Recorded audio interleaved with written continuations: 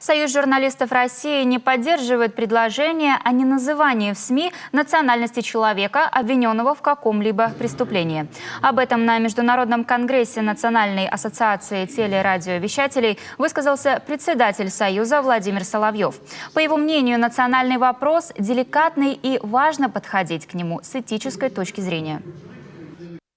Очень много законодательных актов в последнее время накопилось, которые всячески тормозят работу журналистов. Не мне вам рассказывать.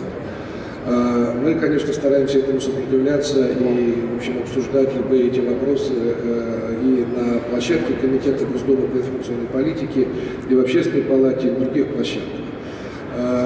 Эта история, о которой, значит, вчера так активно говорили, она, конечно, может еще сильнее помешать работе журналистов в разных ситуациях.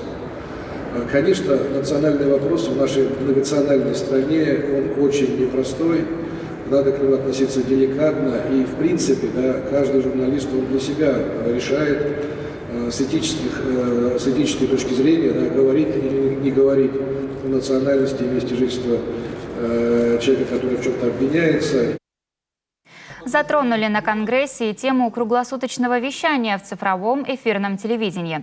Так далеко не во всех регионах сегодня есть собственные каналы, которые к тому же готовы выходить в эфир 24 часа в сутки. Между тем, новые цифровые среды сегодня дают регионалам много других возможностей найти своего зрителя.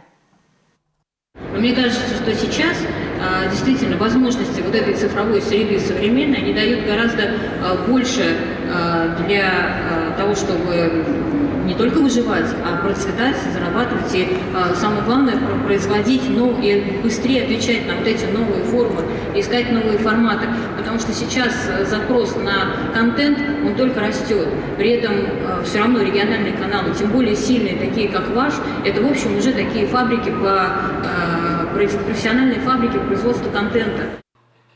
Отметим, вопрос вхождения региональных каналов в первые два мультиплекса эфирного цифрового телевещания обсуждается не первый год, но пока не близок к разрешению.